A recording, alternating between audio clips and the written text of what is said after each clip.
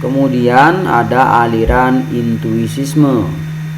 Aliran intuisisme atau aliran humanisme ini menganggap bahwa manusia itu punya kekuatan insting batin yang kuat, dan insting batin yang kuat itu bisa membedakan antara yang baik dan yang buruk dengan sekilas pandangan. Jadi ini lebih menekankan kepada hati nurani. Kalau menurut hati nurani itu baik, maka baiklah perbuatan itu. Sebaliknya kalau menurut hati nurani buruk, maka buruklah perbuatan itu. Dan aliran ini percaya bahwa hati nurani itu tidak pernah bohong. Hati nurani itu selalu akan berkata jujur. Sehingga kalau kita ingin bertindak sesuatu, jika mengikuti aliran ini, kalau menurut hati nurani ini buruk, maka berarti buruk. Jangan sampai kita melakukan perbuatan-perbuatan itu karena buruk. Sebaliknya kalau hati nurani berkata baik, maka kita harus melakukan perbuatan-perbuatan itu. Jadi ukurannya adalah hati nurani, sehingga kebaikan dan keburukan ini menjadi lebih sangat sangat individu. Kebaikan itu sangat individu. Tetapi dengan berpegang kepada bahwa hati nurani itu tidak pernah berbohong, maka tidak menutup kemungkinan bahwa sesuatu yang kebaikan-kebaikan itu akan bersifat universal juga.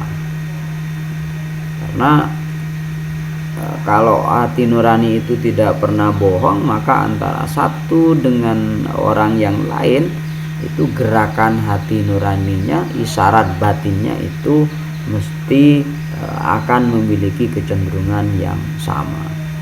Terus ada aliran utilitarianisme.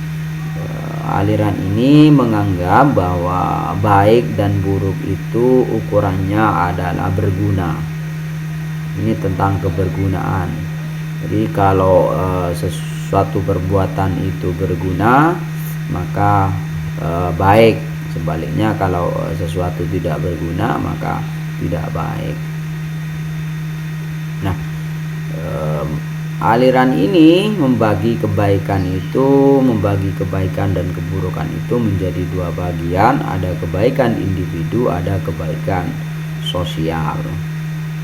Jadi kalau berguna secara sosial maka baik, kalau berguna secara individu maka baik. Kalau tidak berguna secara individu dan sosial maka tidak baik. Nah, dampak dari paham atau pengikut dari aliran ini bisa menghalalkan segala cara di dalam mendapatkan sesuatu, karena ukuran kebaikan itu berdasarkan gunanya saja. Contohnya misalnya yang paling sederhana adalah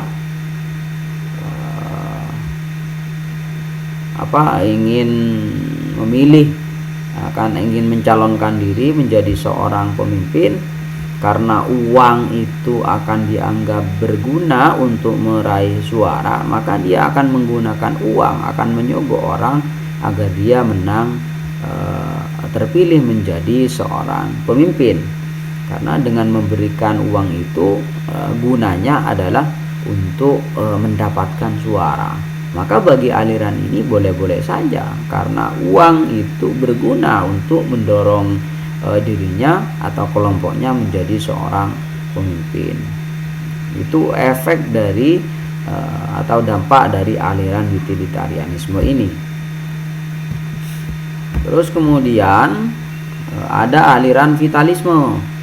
Aliran vitalisme itu menganggap bahwa baik dan buruk itu mencerminkan kekuatan.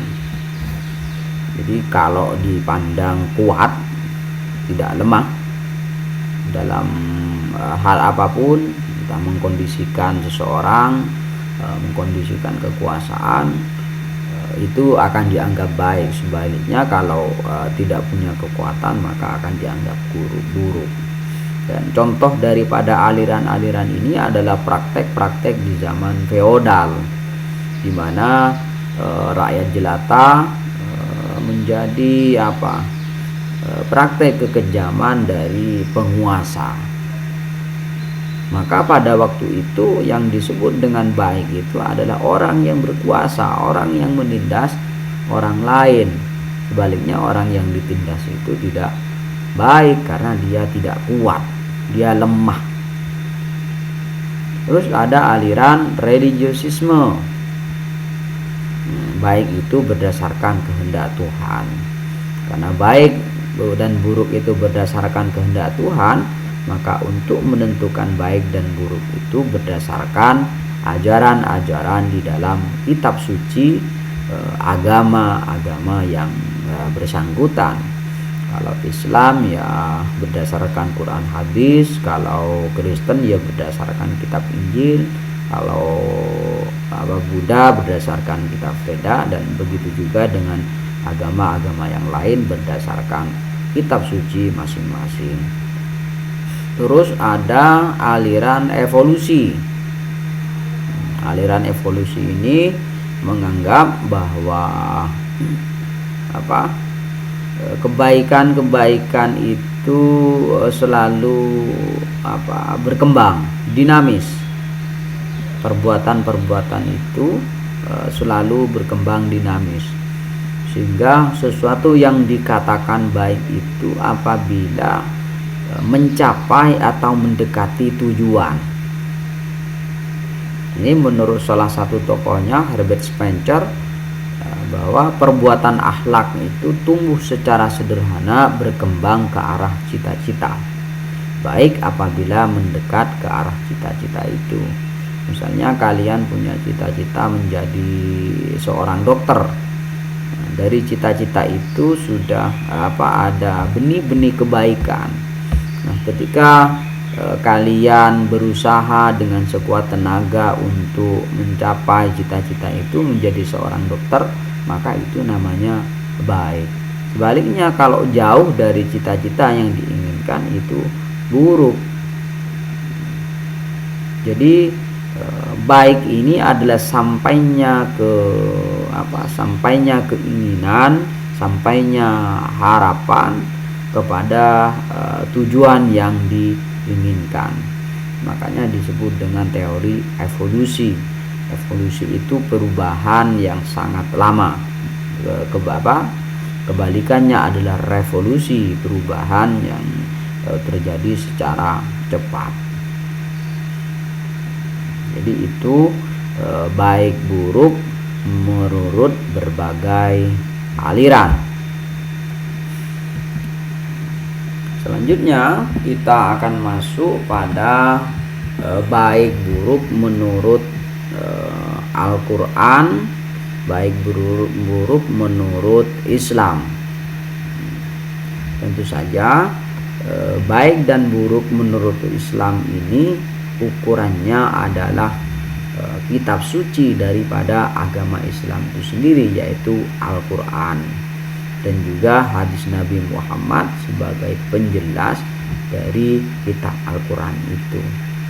Jadi Islam di dalam memandang kebaikan dan keburukan itu punya ukuran dan kriteria sendiri, yaitu sesuai dengan petunjuk Al-Quran dan hadis Nabi.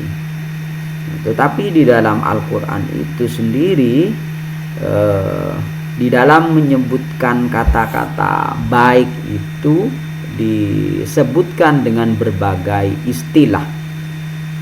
Kadang-kadang Al-Quran itu menyebut baik dengan al-hasanah, lawannya adalah as-sayyi'ah. Kadang-kadang Al-Quran menyebut baik itu dengan at-thayyibah, kadang-kadang al-khairah, kadang-kadang al-karimah, kadang-kadang al-mahmudah, kadang-kadang al-azizah, dan kadang-kadang al-barruh atau al-birruh. Nah, apa perbedaan dari masing-masing istilah ini? Nanti kita akan bahas satu persatu.